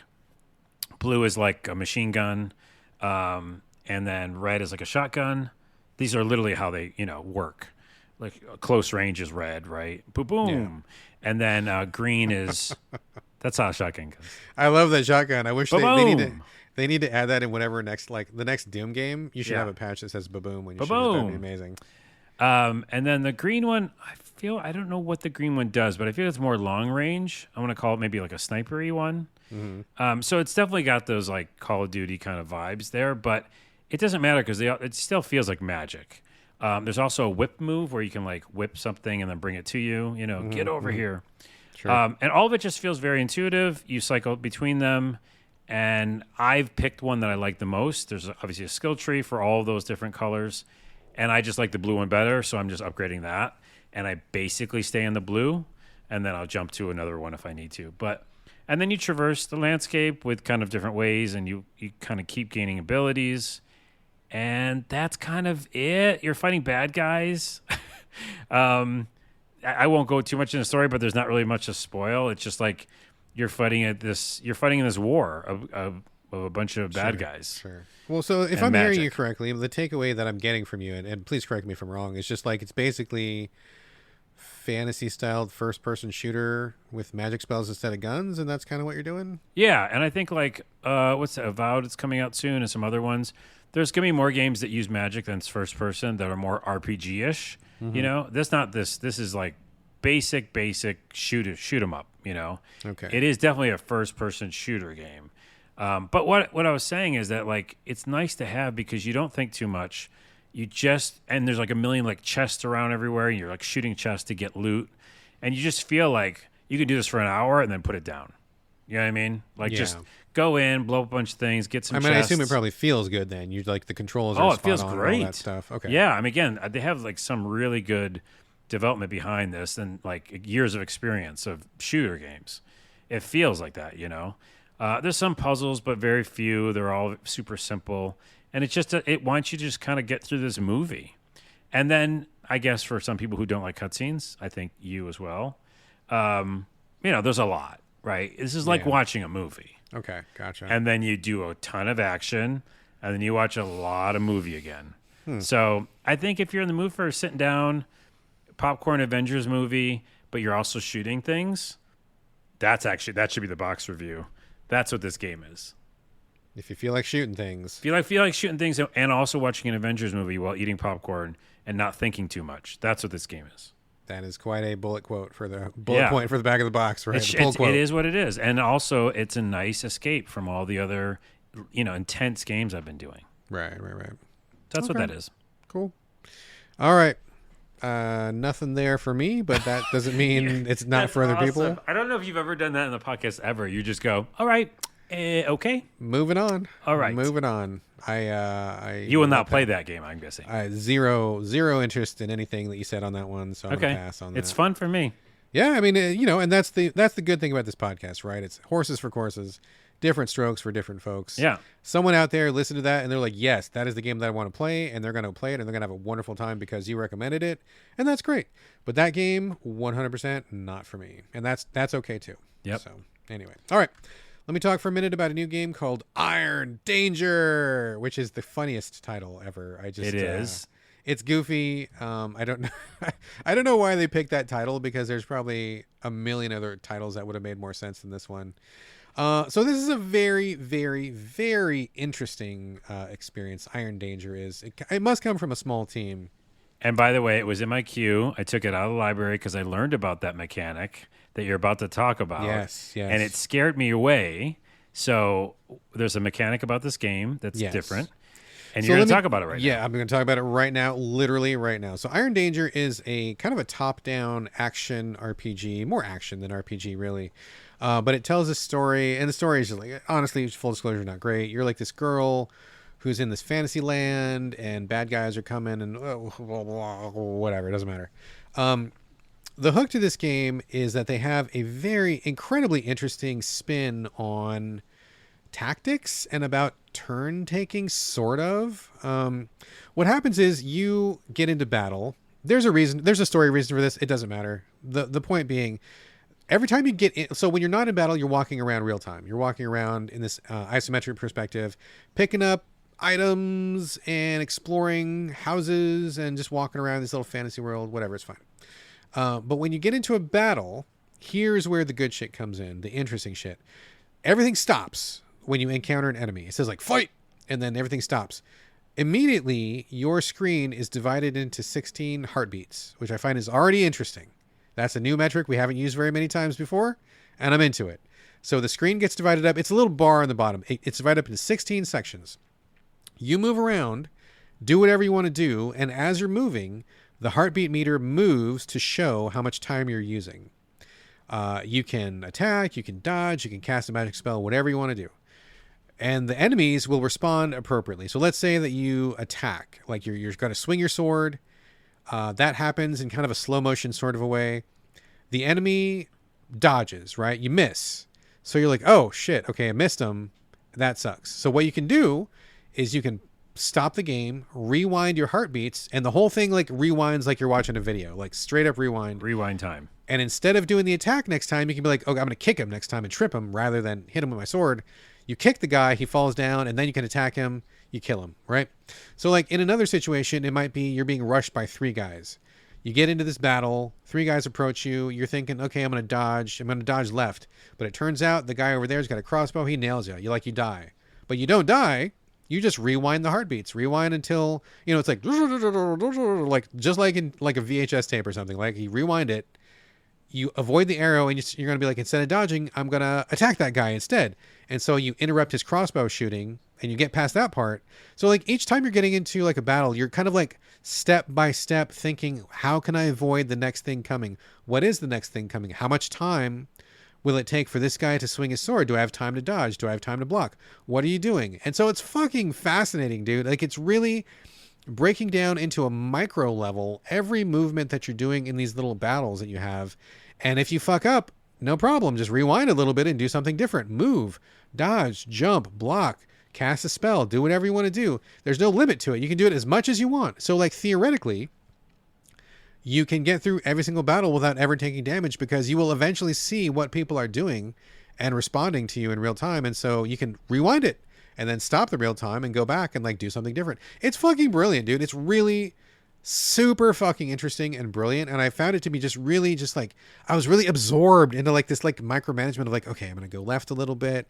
That's going to buy me 1 second over here. And if I dodge over here, oh, that didn't work. Okay, rewind. I'm going to dodge the other way. Okay, that made it. And then like, you're kind of just like taking apart these little battles bit by bit. So when you rewind them and watch them run through in real time, like it seems like you're like the best melee person ever. You're just like dodge, parry, block, stab. Like you're like, man, that looked amazing. But in the middle of it, you're like, oh, stop, rewind, yes, no, rewind, back, go forth, rewind. It's fucking it's great. Like it's great. It's a fucking brilliant idea. I love it. I think it's so clever and so different and fresh. I don't know that I've ever played a game exactly like this one. And that is pretty valuable to me, to have that kind of a, wow, my brain is being pushed in new directions with this game that otherwise looks so normal, but when you play it, it does not feel normal in any way, which is marvelous. The mechanic, but even if you're rewinding time, you're still getting hurt sometimes, right? Like you're still taking damage. No, you don't have to. You can rewind past. I mean, okay, here's the exception. If you let too much time go by, let's say, for example, you get clipped with a sword, and then you're like, instead of rewinding, you're like, well, maybe I'll just dodge. And the heartbeats keep going by. You can only go back 16 heartbeats. So if you wait too long and then you try to go back when you're like at 20 heartbeats, you're going to miss that damage because you let too much time go by. But if you immediately rewind, you will not take that damage. Okay. Yeah, so it also sounds like, and I hate this word, but save scumming in Baldur's Gate. Sure. You know save scumming is, right? So yeah, I hate that term. I'm never using that term again. Okay, that's the last time I'll ever say it too. But the idea of saving something right after a decision, or right before a decision. Sure. And lots of times it's really mandatory and needed. And it's actually very helpful in Baldur's Gate. Yeah. I keep wanting to say Battlestar Galactica for some reason. Battlestar Gate? Show. Yeah, Battlestar. Baldur's Galactica? Podcast name. Baldur's Galactica. So, yeah, I think that's kind of what I would do in an action RPG a lot, was what you're describing. Yeah. So it doesn't sound as scary, but I just don't want to have to, are you relying on it? Like, you have to do it for every battle. So let me be clear. That is what the game is. Yeah, there's no other battle. This is the battle. No. You will not get through any battle just being like, I'm just going to just power through. Like that's not a thing in this game. Yeah, got it. You have to use the system. That's exactly what this experience is based on. And that's kind of why I don't even say it's save scumming. I mean, number one, don't even get me started on, I think it's fine to save because I'm a human who's not going to live infinitely. I need to save sometimes. Yeah. Like in a game like recently, Shadow Gambit, which just came out, which is amazing, 9 out of 10. That game is, again, all about saving. You can't play that game without saving.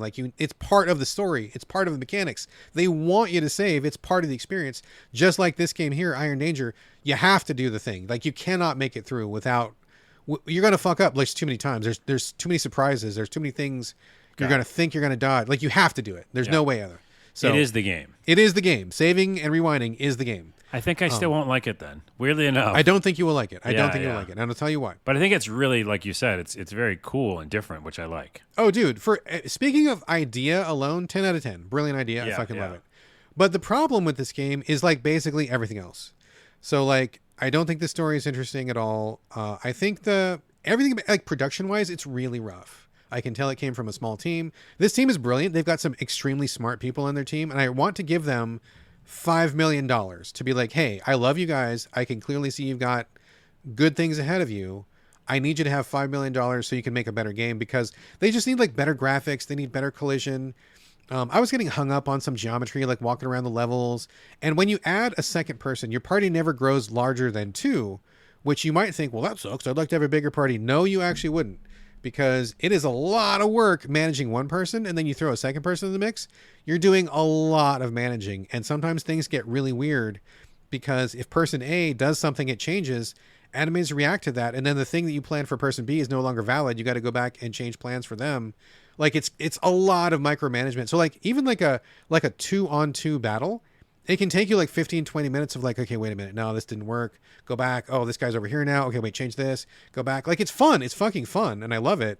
But like, it totally changes the nature and pace of battle. And if you had more than 2 people on your team, I already feel like 2 is almost too much. I feel like maybe 1 is like really perfect. But like, it's so much to manage and so much to juggle in one battle. It's a lot. Yeah. But dialogue is not great. Graphics are not great. Collision is not great. UI could use some work. Like everything about it is just really rough and experimental, which is fine.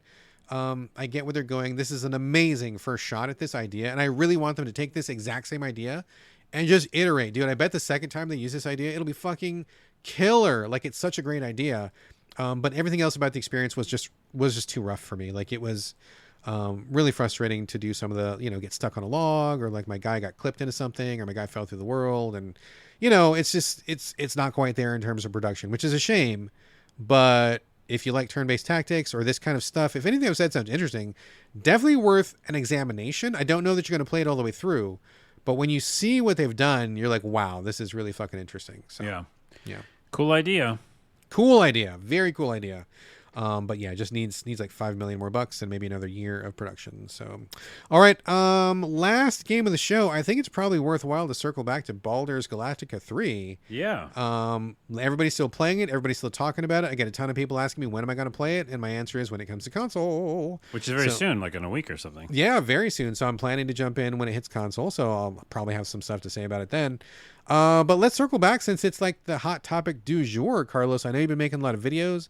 I saw your video where you're like doing weird stuff with animals. That was kind of funny. Yeah, there's a ton of stuff with animals. The crab video was amazing. I can't wait to be a crab in that game. That looks very, very fun and amusing. But fill us into your current Baldur's Gate journey. What's the status of your adventure? Did you make it to the gate, by the way?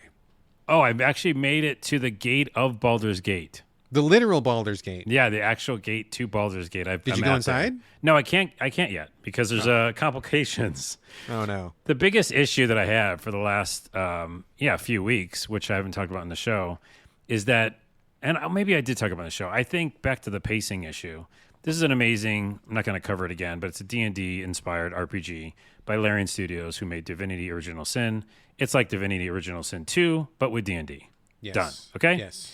And it's probably the perfect game they've ever made. Like, it's their perfect game so far. It's their Elden Ring. The culmination of everything they've been working on all this time. Yeah.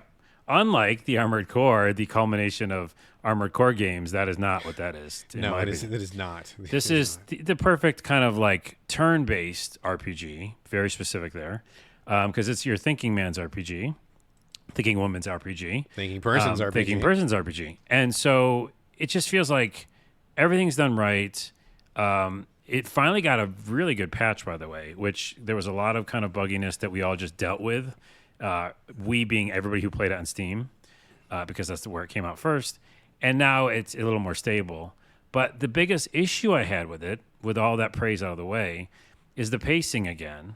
And again, I have friends who are listening to this podcast right now who will tell me that to eat shit and I'm playing it wrong.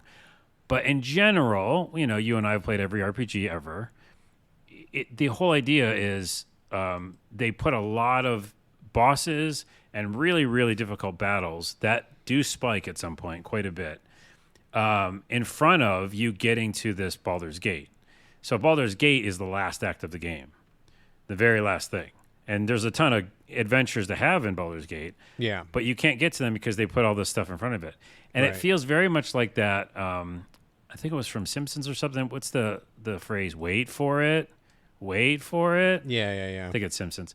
But like, that's what happens is you go, oh, maybe I'm at Baldur's Gate now, or maybe I'm at the city out on the outskirts of Baldur's Gate now.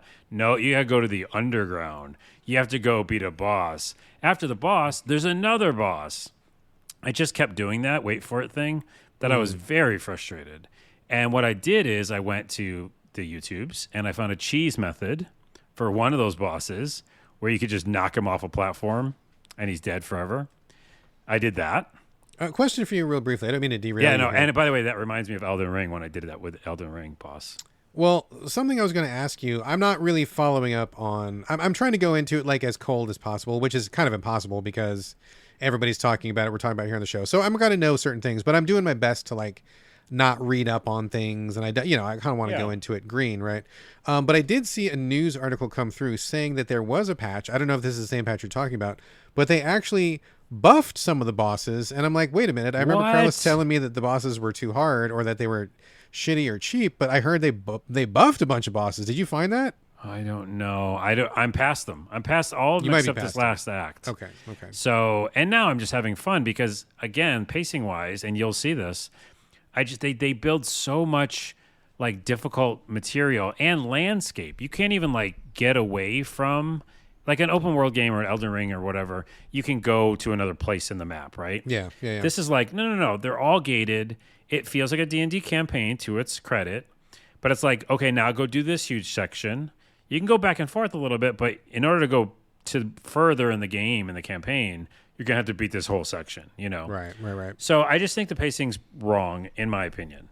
That said, and for the defenders and all the people saying that I'm wrong, I think this game isn't really about that. It's not about beating the game. It's about just having fun in the D&D-ness of it all. About the friends you made along the way. Well, not even yes, but also it's about the friends you make like every second, right?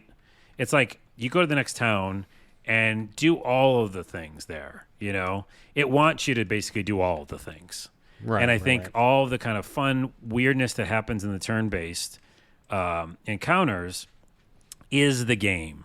Almost like you said with that time mechanic is the game. Yeah. What I'm not accepting, because I'm, get through game quick guy, play games wrong on TikTok, glitch to the ground, is that, they want me to sit in it. They want me to relax. Yeah, just soak it all in, take in everything, don't rush. Yeah. So if you do that, you'll probably be fine. I still think you'll get to a place where there's all these puzzles and 2 bosses in a row, and you're going to like, fuck, Carlos was right. But besides that, this game is genius and beautiful. And what is really fun to me, all that aside, is that now that I've beaten I think the toughest part of the game, there is this circus.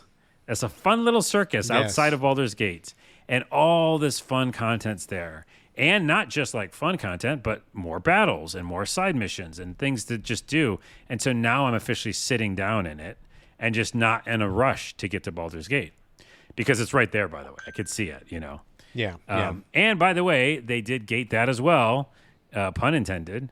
They put guards in front of it and said, hey, if you come here, we're going to arrest you. And there's one thing where you can go to prison, and that's how you get in. But yeah, it's just tricky. They keep gating things, and maybe it's because they want people to do that. Like I said, just enjoy the moments, But fuck, that game is good. I'm making a million videos, and like you said, some of my favorite videos right now are the ones where you can create familiars, which are just different animals. So I created a cat, and you can be the cat. Yeah. So you can actually just select the cat familiar and just walk around as that. By the way, I'm playing on controller on Steam, and that changes the whole UI. Oh, really? Oh, that's good. That's excellent. And it changes the whole perspective of movement. So you can actually walk around like in third person, and you don't do that in the mouse and keyboard. Interesting. I don't know that I've heard of many games doing that big of a shift between controller or mouse. That's fascinating. Well, why they're doing it is because they made the console port, right? Yeah. So it's like they're already ready for it, and I think it's genius, right? And so when I'm doing this video where I'm a cat, it's me just walking, third person as a cat. Yeah, I saw it with my controller. By the way, that video, this is a humble brag. It won't stop getting views. I just did one that I like better, which is Krabby. I think that's better video. No one cares for some reason, but this one, almost 600,000. Wow, that's amazing, dude. And I'm like, what is about that? I don't know. Well, one of those was me. One of them is you, yeah. So really, it's only $599.99. And one was me. Yeah. Okay, so $599.99. Yeah. But like every second I look at my phone, something's happening with that video. It's crazy. Oh, right on. I just bring that up because I'm going to take credit away from me from that video. This game is, what is it? Highlights the game. Yeah. Like cool special moments, the game. Tons of memeable moments. Yes, that's what it is. And I think other games that we'll be talking about, have that capacity, and a lot of RPGs do. But yeah, it's really fun. I fucking love it. And now, like I said, this is part of my update, is that I'm just sitting down in it and I'm just relaxing. And I'm doing like small missions and just taking my time. Yeah. But I am near the last act. That sounds like the way to do it, though. That sounds like the way to do it. Yeah.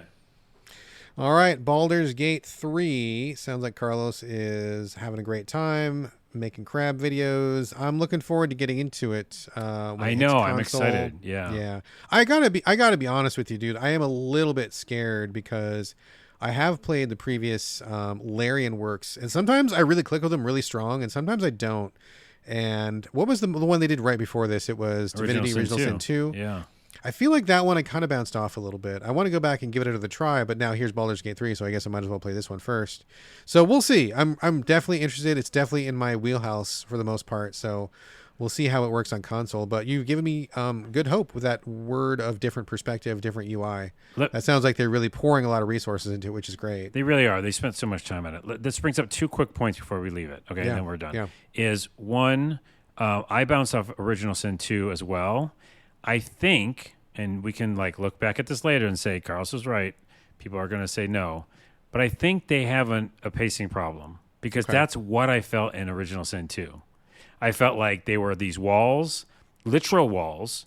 Remember that town you go to? It was one of the first towns. It was one of the first towns. And they go, you can't leave this town. And I'm like, that's not an RPG. Right. And now there's like 6 ways out of that town, right? To the D&D-ness of it. Yeah. But they're kind of hard and you like are weak and not strong. And they are very much like parties. So they really want you to get a bunch of people, you know? You can't solo it. If you try to solo Original Sin 2, you're fucked. And so I feel like that's it. It's like they want you to play it a certain way, Larian. And even though they're giving you tons of options, I don't know. I think their pacing might be a little off. Okay. The last thing I'll say is in a comment on that video, one of my TikTok videos, someone asked, it was a younger person saying, hey, I can't play Baldur's Gate because it's mature. Remember, this game has nudity in it. That's right. And it is 18 plus or whatever. So to that kid and anybody else listening who's younger, you can play Original Sin 1 because I think it's Peggy 16. Okay, there you go. So there you go. If you want to play a game and you're like, all your friends are playing Baldur's Gate 2. And that's a good game too. It's a great game. Both those games are good games. So if you're a younger viewer or a listener, check out Original Sin 1. You can play that. You probably get some cred too because you'd be like, oh yeah, all you noobs are like jumping on a Baldur's Gate 3. Yeah, I played Original Sin 1. I played Original. That's where it started. Yeah. That's where I got in on the ground floor, you guys. Yeah, do that. So, all right. Cool. All right, that is the main portion of our show. Covered quite a few games right there. As a recap, just for people, if you're writing these down, Venba, our official score, 8.5.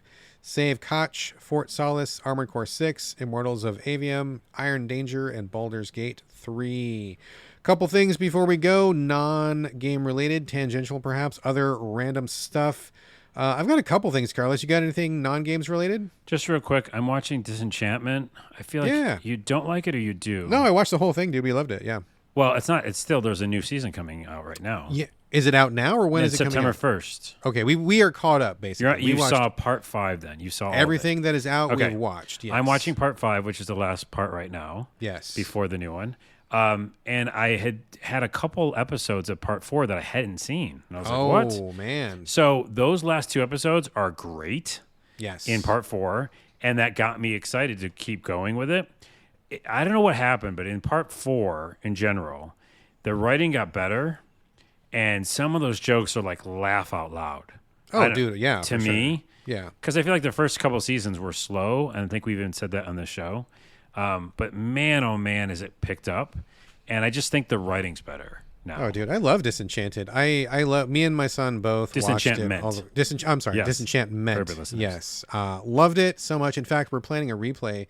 My wife has never seen it because I think she was like working at the time. I think my son and I started watching it while my wife was, this sounds crazy, while she was still in the office. Boy, that was a while ago. Oh, yeah. Like pre-COVID or whatever. So we started watching it then and she wasn't around, so she didn't watch it. But we watched everything. We've seen all the episodes. We're totally caught up and we love it. And I think we're going to rewatch it with my wife this time because I bet she would love it if she gave it a chance now that she's working from home. So yeah, Disenchantment is the shit. It's really, really good. I love it. It's really fucking good. New season soon. And I'm watching it like my multimedia thing and then playing Baldur's Gate. So it's perfect for that. Okay. Right on. And I think that was it. Okay. Yeah. I just watched The Meg Part 2, which just came out on VOD a couple days ago. Jason Statham, big megalodon shark. Did you see The Meg #1, the first one? I know of it. I didn't watch it, no. Oh, man, that was a fun ride. That was just a really fun movie and very cool. The Meg 2 is okay. I think... so this is going to be like a weird complaint, and this is a really hyper-specific complaint. But I don't know what's going on in Hollywood, but I'm noticing that more and more films are being co-produced with Chinese money. And China has a lot of money. They're really, China's got a whole film industry all on its own that has nothing to do with Hollywood.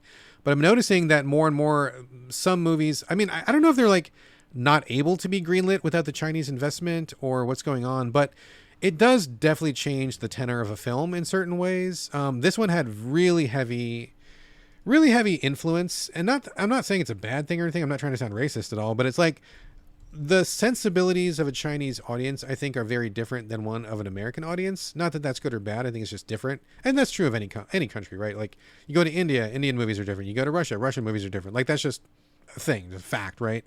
But like I think I first noticed this kicking off with Pacific Rim 2. That movie was not going to get made because the first one didn't make enough money until Guillermo del Toro found a Chinese backer. And so they went in on it halvesies. And I think some of that Chinese sensibility influenced that film. I don't think it's a great film. I don't know if that's just me saying I don't care for Chinese film. I don't think that's true. I've seen Chinese films that I really liked. I just don't know what's going on. But I think the meshing of what I expect from something that I perceive as one type of film is not 100% meshing with the Chinese sensibility. Same thing with the Meg 2. Number one, I felt like it was too long. And number two, lots of parts where I'm like, okay, this feels like it was made for the Chinese audience, which is fine, I guess.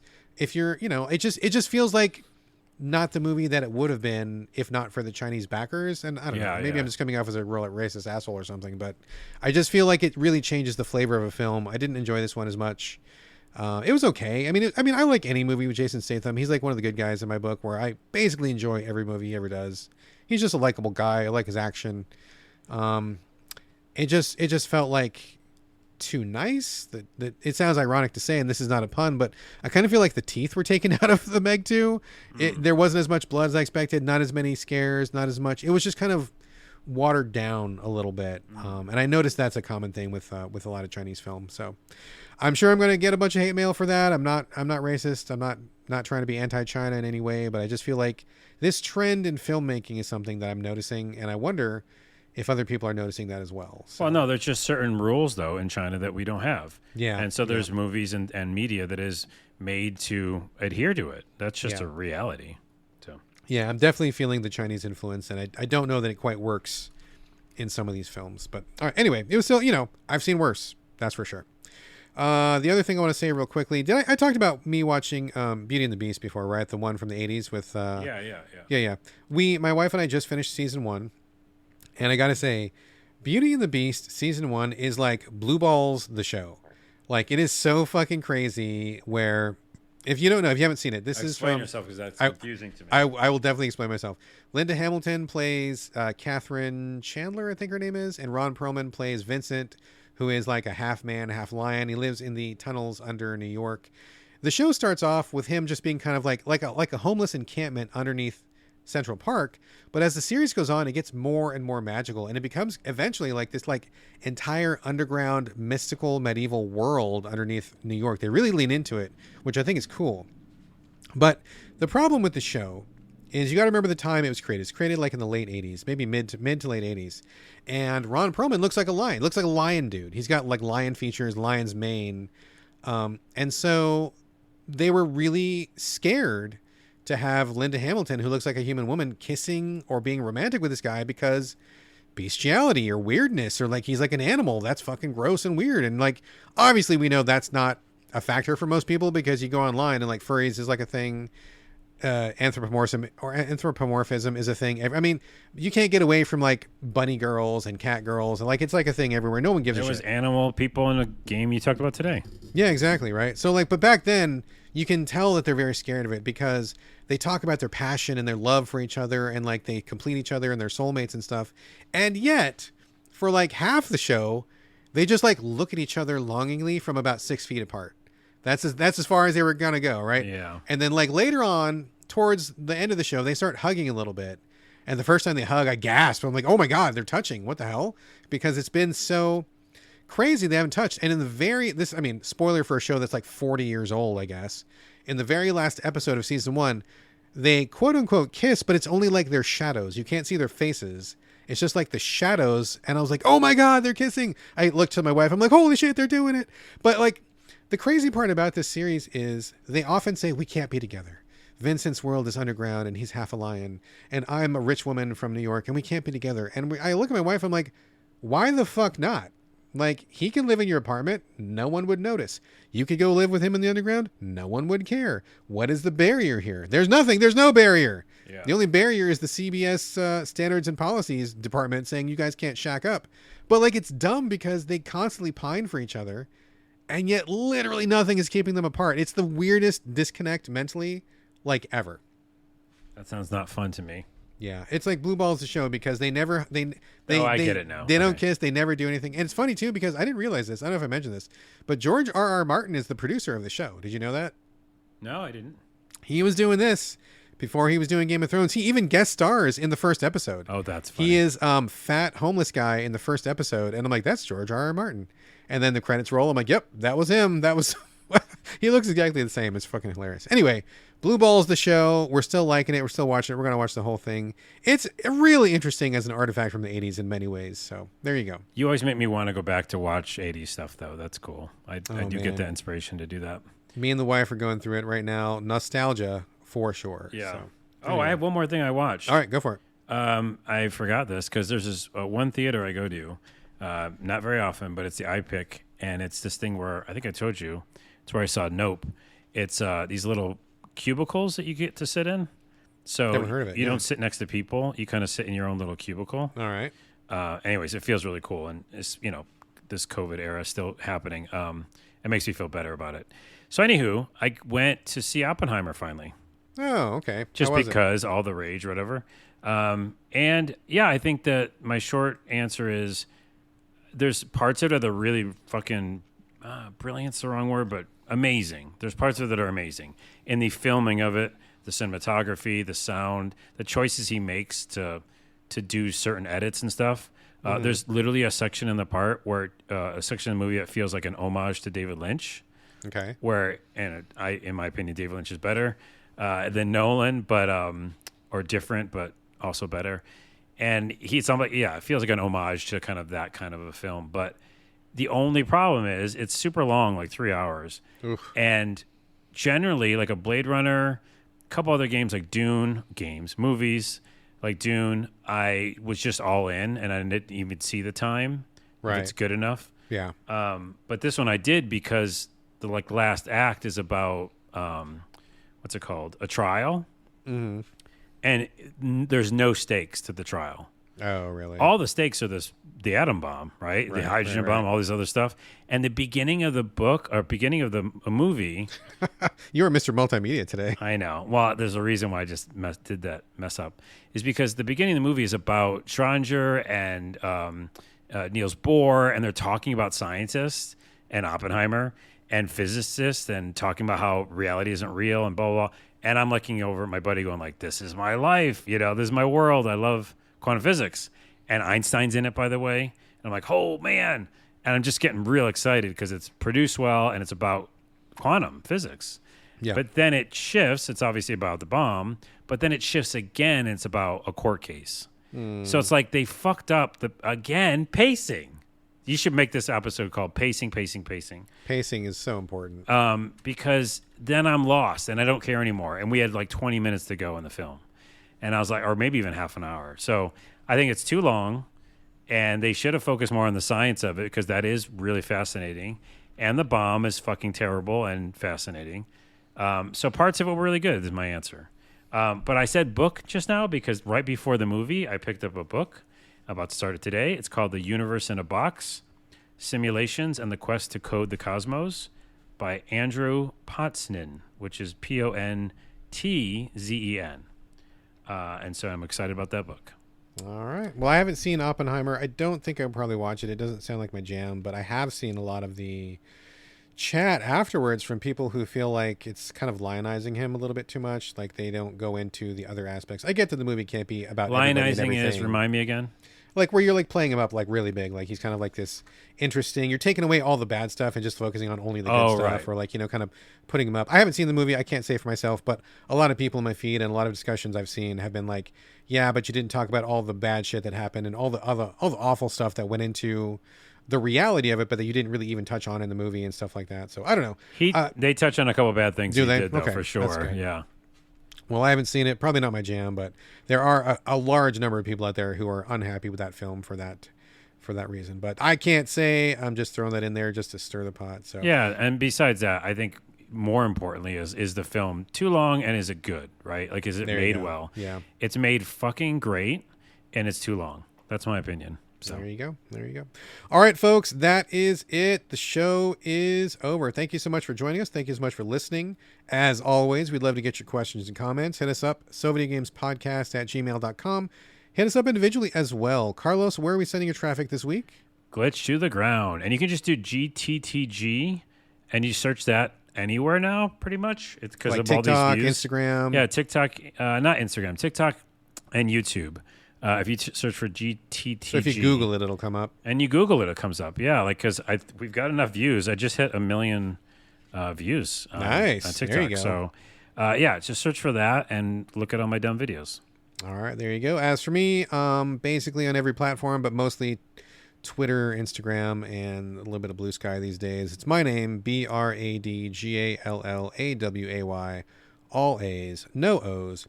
And that's going to do it for episode 351. Thank you so much for joining us here on the So Video Games podcast. And, well, we're going to have a special episode coming up, but we'll also see you next week. See you next week, and also on Thursday.